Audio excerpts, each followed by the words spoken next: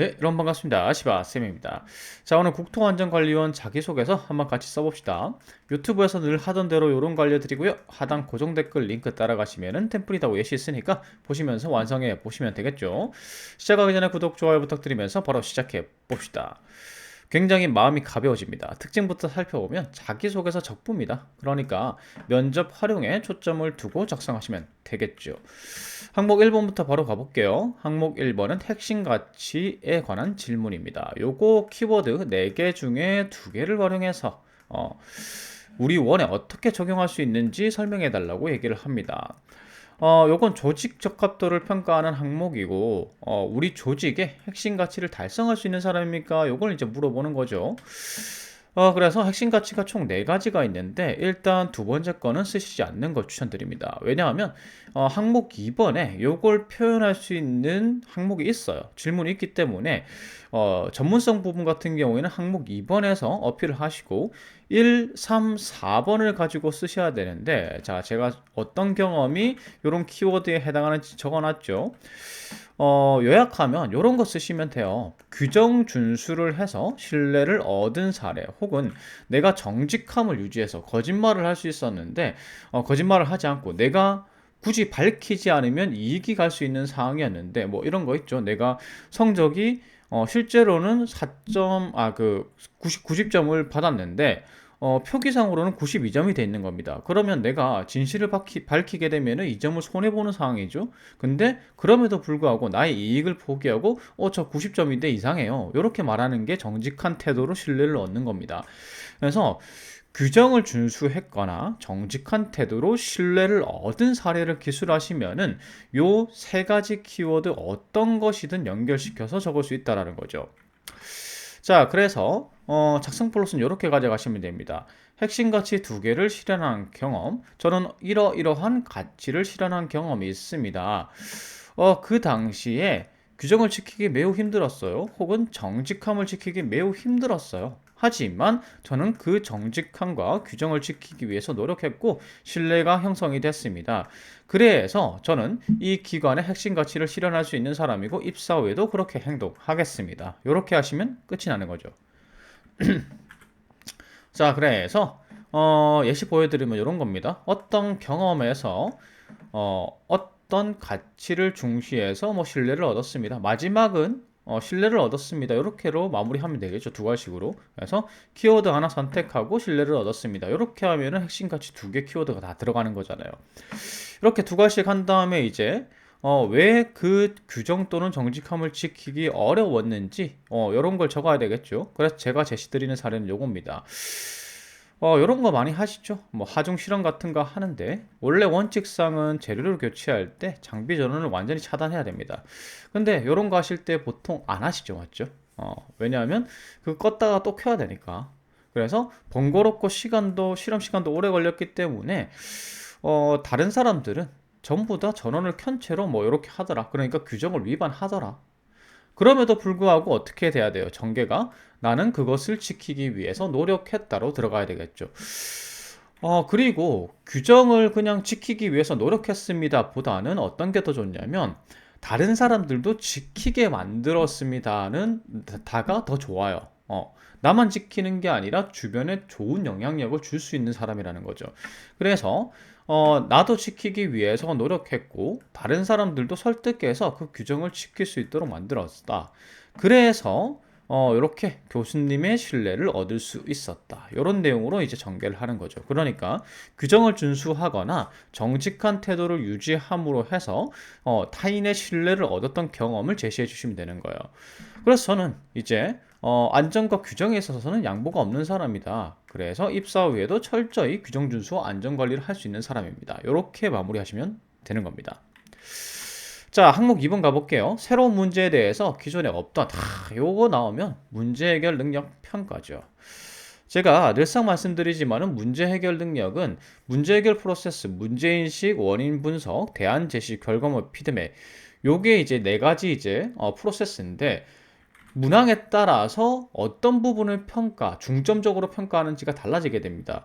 그래서 여기서는 기존에 없던이라는 표현을 썼기 때문에 창의적 사고에 중점적으로 평가를 하는 거예요. 그래서 이 문제를 해결하는 과정에서 기존의 하던 방식이 아니라 새로운 방식을 시도해서 문제를 해결할 수 있는 사람인가? 요걸 평가하는 게 이번 항목이죠. 그래서 중요한 것은 반드시 이런 내용이 나와야 돼요. 기존에는 이렇게 해결했는데 나는 새롭게 이러한 방식을 시도해서 해결했다. 이렇게 이제 기술을 하시는 겁니다. 대단한 사례가 아니라도 괜찮아요. 기존에는 어떻게 해결했는데 나는 이렇게 해결했다라는 방식이 들어가면 됩니다. 그리고 서술은 NCS 문제 해결의 순서, 문제인식, 원인 분석, 대안 제시, 결과 및 피드백 이 순서대로 그냥 기술하시면 되는 거예요. 그래서 작성 플롯은 이렇게 되겠죠. 두 가지식으로 일단 면접시 활용이기 때문에 두 가지식으로 평가 요소를 다 넣어줘야 됩니다. 저는 기존과 다른 새로운 대안 제시로 문제를 해결한 경험이 있습니다. 이렇게 이제 제시를 하시고 그 다음은 문제 해결 프로세스대로 그대로 가면 되죠. 어떤 문제를 인식했고요. 그 문제의 원인은 이거였습니다. 그래서 제가 어떤 새로운 대안, 이 부분이 제일 중요하죠. 기존에는 이렇게 해결했는데 제가 새로운 대안을 제시해서 이렇게 해결했어요. 그래서 결과적으로 잘 해결이 됐고 기존 방식에 얽매이지 않고 새로운 방식을 시도하는 것의 중요성을 깨달았습니다. 그래서 입사 후에도 그렇게 행동하겠습니다. 이런 식으로 마무리할 수 있는 거죠. 자, 예시 봅시다. 이런 식으로 돼요. 어떤 경험에서 새로운 방식을 시도해서 결과를 냈습니다. 이렇게 두 가지식으로 제시하는 거죠. 그래서 제가 제시드리는 사례는 건축 공모전에서 새로운 방식을 시도해서 수상에 이제 기한 경험입니다. 먼저 문제인식 해야 되겠죠. 6인 1팀으로 해서 뭐 공모전 같은 거 이런 설계 공모전 많이 하시죠. 공모전에 이제 참여했는데 당연히 이제 수상을 목표로 하겠죠. 근데 문제가 발생합니다. 제출 일자가 너무 촉박하다는 거. 요게 문제죠. 그래서 원인을 살펴보니까 이런 게 원인이죠. 뭐 설계만 하면 되는 게 아니라 뭐 일조량이나 건축법이나 건축 설계 시 이런 거 설계상 평가 기준도 고려를 해야 된다. 요게 평가 기준에 있더라. 그래서 도면 그리는 것만 해도 굉장히 빡센데 요게 이제 뭐 평가 기준 같은 거 이런 거 설계상의 평가 기준까지 고려해야 되니까 시간적으로 너무 부족하더라. 요게 원인이자 문제인식이 되겠죠. 그러면 이제 대안을 제시해야 되는데 요 항목에서 중요한 건 뭐라고요? 새로운 대안의 제시예요. 그래서 기존에는 주로 이제 뭐 이런 거 설계할 때 툴을 쓸 때 이제 뭐 CAD 정도 쓰겠죠, 맞죠? CAD 정도 쓰거나 뭐 맥스 정도 돌리거나 이렇게 할 텐데 아니면 이제 이런 건축 법령을 갖다가 검토한다면은 뭐 지적도 같은 거 찾아보고 숫자급으로 이제 법령 같은 거 검색해보고 요렇게 이제 숫자급으로 검토하는데 요게 이제 기존의 방식이죠. 그래서 여러분들이 이 항목을 쓰실 때는 기존에는 어떻게 처리했었습니다를 반드시 기재해야 됩니다. 그래야지 내가 제시한 새로운 방식이 돋보이게 되겠죠. 그래서 요런 사례 좋아요. 이것도 이제 실제 사례인데 요즘은 AI 툴 같은 거 많이 나오죠. 설계 툴 같은 경우에도 뭐 지적도 주소만 입력하더라도 이제 지역에 대한 그 대지에 대한 건축 법령이나 일조량이나 이런 거 다 계산돼서 나오는 툴들이 요즘 많습니다. 설계 툴들이. 그래서 그것을 활용해서 새로운 대안을 제시해서 그 시간이 부족한 걸 해결했던 사례를 제시를 한 겁니다. 그래서 여기서 중요한 건 이런 대단한 사례가 아니라 기존에는 어떻게 해결했는데 나는 이러한 방식을 제안해서 효율성을 높이거나 문제를 해결했다. 이런 이제 사례가 들어가면 되는 겁니다. 그래서 이 경험을 바탕으로 기존의 방법에 갇혀있지 않고 새로운 방식을 시도하는 게 얼마나 중요한지 깨달았고 입사 후에도 그렇게 하겠습니다. 이런 내용으로 들어가면 되는 거죠. 자, 그다음 3번 항목입니다. 아마 이 항목은 도대체 뭘 평가하는 거야? 이렇게 이제 궁금하셨을 텐데 3번 항목은 대인관계 능력을 평가하는 겁니다. 여기서 중요한 키워드는 긍정적인 영향을 받거나 주었거나 요건데 이런 내용이 NCS에 있습니다. 리더십이 그에 해당하는 거죠. 여러분들은 리더십 하면은 그냥 단순히 나를 따르라 이렇게 해가지고 이끈다라고 생각을 하세요. 근데 그게 아니라 리더십은 팀 자체에 좋은 영향력을 끼치는 걸 리더십이라고 얘기를 합니다. 그래서 이런 거죠. 팀의 업무에 도움이 되는 정보를 제공하거나 아니면은 팀의 구성원들을 동기부여를 시키거나 요런 것들을 갖다가 리더십이라고 얘기를 합니다. 이거는 꼭 선임이 아니라 후배들도 할 수 있는 일이죠. 선배들의 사기를 진작시킨다거나, 그 다음에 선배님들이 일하시는데 필요한 정보를 제공한다거나 새로운 정보 같은 걸 제공한다는가, 이것도 리더십에 해당한다는 거죠. 그래서 리더십을 발휘했거나 리더십의 중요성을 깨달은 사례를 제시해달라는 얘기입니다. 그래도 리더십의 중요성을 깨달은 사례, 느낀 사례보다는 여러분들이 발휘한 사례가 좀 더 좋겠죠. 면접 시에 활용하기도 좋고. 그래서 팀을 활동을 하는데, 뭐 조별 과제 같은 걸 하는데 유용한 정보를 제공했거나 팀에, 혹은 팀의 사기를 진작시켰거나 동기부여를 했거나, 혹은 팀 내 소통을 활성화시킨 사례, 요런 사례들을 갖다가 적으시면 됩니다. 그래서 작성 플롯은 이렇게 돼요. 저는 리더십의 발휘로, 그러니까 팀에 좋은 영향력을 끼쳐가지고 팀의 목표 달성에 기여한 적이 있습니다. 당시에는 어떤 뭐 정보가 부족했거나 사기가 저하된 상황이었거나, 아니면 이제 동기가 부족했거나 목표의식이 별로 없었거나, 혹은 소외된 팀원들이 많거나 소통이 비활성화된 상황이었습니다. 그래서 제가 해결을 하기 위해서 뭐 정보를 제공한다거나 사기를 진작시킨다거나 목표의식을 확고히 하게 만들어줬거나, 아니면 소외된 팀원들을 챙겨서 혹은 적극적인 소통 활성화를 통해서 해결을 했습니다. 그래서 입사 후에도 이렇게 좋은 영향력을 발휘하는 직원이 되겠습니다. 이런 식으로 마무리하시면 되는 거죠. 자, 예시 갑니다.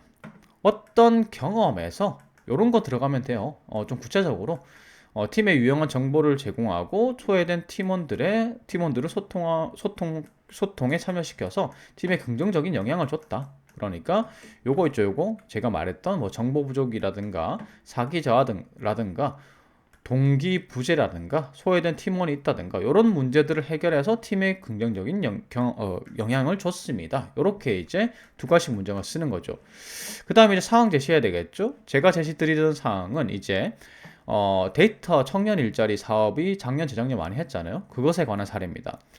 데이터를 취합하고 정리해야 되는 업무를 수행하는데 팀 작업이다 이고 처음 만나는 작업이다 보니까 뭐 가이드라인도 없고, 그 다음에 팀 내 소통도 부족하더라. 요런 이제 어떤 부분이 부족하더라 라는 이제 상황을 제시한 거죠. 그럼 이제 해결을 위해서 노력을 해야 됩니다. 그래서 해결해야 되겠다고 결심을 했고, 작업 가이드가 있어야 되는 생각에 전년도 작업 방식을 찾아보고 작업을 쉽게 할 수 있는 방법을 찾아가지고 공유했다. 이게 뭐에 해당이 됩니까? 팀에 필요한 정보의 공유입니다. 그래서 이런 내용을 넣은 거예요. 그 다음에 더불어 작업의 특징상 역할 배분을 하는 게 중요한데, 역할 배분을 하려면 소통을 해야 되잖아요. 그래서 소통을 활성화시키기 위해서 노력을 했다. 그래서 말이 없는 팀원들이나 아니면 서로 소통을 안 하는 팀원들을 소통하게 만들어서 소통을 활성화시켰다. 이런 이제 사례를 제시를 한 겁니다. 그래서 결과적으로 나는 정보를 제공하고 소통을 활성화시킴으로 인해서 팀에 좋은 영향력을 발휘했다. 그러니까 입사 후에도 그렇게 하겠습니다. 이런 식으로 마무리 하시는 거죠. 어떤 뭐 대단한 사례가 필요한 게 아니에요. 팀에 필요한 정보를 제공했고, 그 다음에 팀을 으쌰으쌰해서 사기를 진작시켰고, 소통을 활성화시켰고, 우리가 수상할 수 있겠어? 뭐 이런 식으로 이제 동기가 없는 팀원들에게 아니야, 우리 수상할 수 있어, 이렇게 하면서 동기부여를 해줬다든가, 이런 팀에 좋은 영향력을 끼친 사례들로 제시를 하시면 되는 거죠. 자, 항목 4번 가보겠습니다. 한 분야에 끝까지 파고 들어본 경험, 많은 노력을 투자해서 성과를 얻었던 경험, 요건 자기계발 능력을 평가하는 겁니다. 자기계발 능력은 제가 늘상 말씀드리지만은 자아인식, 자기관리, 경력개발 요 세 가지 부분을 평가하는데, 요약하면 자신의 최종 목표에 따라서 목표와 계획을 수립하고 철저한 자기관리를 통해서 자기계발을 한 사람인가, 할 수 있는 사람인가, 요걸 평가하는 항목이에요. 자, 근데 문제는 다 뭐 자기가 자격증 땄습니다, 혹은 뭐 성적 잘 받았습니다, 교육 잘 받았습니다, 이런 거 쓸 거예요. 근데 그것만 써가지고는 변별력이 없죠. 그래서 내가 어떤 역량을 향상시키기 위해서 그냥 학교 교육만 듣고 자격증만 딴 게 아니라 이런 활동까지 했습니다 라는 내용이 필요해요. 물론 이런 내용이 없으면 어쩔 수 없이 전공 교육에서 어떤 과제를 잘 수행했습니다, 자격증을 잘 땄습니다, 요런 걸 이제 요런 것들을 갖다가 적을 수밖에 없는 건데, 만약에 여러분들이 전공 교육이나 자격증 딴 거 외에 외부 교육을 들었거나, 외부 교육이란 건 이런 거죠. 내가 직접 신청해서 돈 내거나 아니면 시간을 투자해야 들을 수 있는 거예요. 그러니까 남들과 다른 노력인 거죠. 외부 교육을 들었거나 보통은 따지 않는데 내가 이 자격증을 딸 필요는 없고 그 좀 어려워서 보통은 시도하지 않는데 이런 자격증까지 땄다 할 수 있을 만한 자격증, 혹은 대외 활동 있죠. 여러분들이 어떤 산업 분야에 대해서 뭐 산업 안전이라든지 뭐 아니면은 여러분들이 직무와 관련한 역량을 향상시키기 위해서 대외 활동을 한 거 있죠. 서포터즈 활동이라든지 아니면 실습이라든지 아니면 공모전 참여라든지. 그러니까 능동적으로 내가 정규 교과 과정과 일반적으로 따는 자격증 말고 요 정도까지 노력했습니다를 보여줄 수 있는 걸로 쓰시는 게 중요합니다. 없으면 할 수 없죠. 없으면은 뭐 전공 교육이라든지 자격증 취득이라든지 그런 것들로 작성을 하셔야 됩니다. 그래서 작성 플롯은 이렇게 됩니다. 저의 최종 목표는 무엇인데 그것을 위해서 어떤 역량을 개발을 해야 됐습니다. 그래서 어떤 역량을 개발했습니다. 이렇게 이제 두 가지식으로 제시하시고, 그 다음에 제 최종 목표에 있어서 필요한 역량은 요러요러한 것들이었는데 그래서 요런요런한 세부 목표를 설정을 했습니다. 그래서 이 세부 목표를 달성하기 위해서 어떠한 계획을 수립을 했고요. 그것을 위해서 요렇게 노력을 해왔습니다. 그래서 이러이러한 역량 개발을 통해서 제가 입사 후에 이런 업무를 잘할 자신이 있습니다. 이런 식으로 마무리하시는 겁니다. 자, 이런 식의 예시가 될 수 있습니다. 이때까지 제가 예시 드린 게 기술직 쪽으로 들었으니까 항목 4번은 행정직 쪽으로 예시를 한번 드려볼게요. 최종 목표 먼저 제시해 주시고요. 이러한 최종 목표를 달성하기 위해서 어떤 역량을 향상시키는 데 집중했습니다. 이런 식으로 두 가지식으로 제시하십니다. 그러면 면접 시에 면접관이 이 첫 줄만 읽어도 이 사람은 이런 쪽의 역량이 장점이구나, 강점이구나 이렇게 파악을 할 수가 있겠죠. 자, 그 다음에 어떤 목표를 수립한 뒤에 제가 어떤 역량을 갖춰야 되는지 이제 파악을 해보니까 어떤 역량은 내가 가지고 있는 상황이었는데 어떤 역량이 부족하다고 판단을 했습니다. 요렇게 이제 부족 역량을 파악하는 과정이 들어가야 되고요. 그래서 어떤 역량을 채우겠다를 목표로 삼았습니다. 목표 제시가 되어야 됩니다. 자, 그래서 두 번째 이제 플롯에서 들어갈 내용은 내가 목표를 위해서, 커리어 목표 달성을 위해서 어떤 역량이 필요하다고 생각을 했고, 그래서 이 역량을 강화시켜야 되겠다고, 보완해야 되겠다고 목표를 세웠습니다. 이런 부분이 들어가야 되는 거죠. 자, 그 다음은 이제 세부 계획이겠죠. 그래서 첫 번째는 교육을 이수하는 거였고, 두 번째는 뭐 자격증 취득이나 이런 거에 도전하는 것이었습니다. 이렇게 이제 제시를 한 겁니다.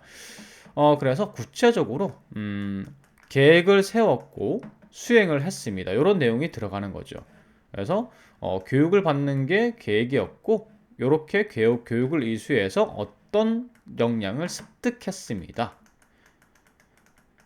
그래서 계획과 이수와 습득, 이렇게 이제 플롯으로 작성하시면 됩니다. 이것도 공인 노무사 1차 합격이 계획이고, 이렇게 이수했고 시행했고 그 결과 어떤 능력을 습득했습니다. 이렇게 이제 들어간 거죠.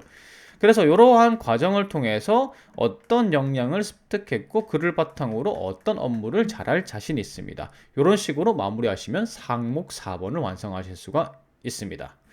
자, 여기까지 항목 4번까지 다 적어봤고요. 제 영상이 도움이 되셨다면 구독과 좋아요 부탁드리겠습니다. 감사합니다.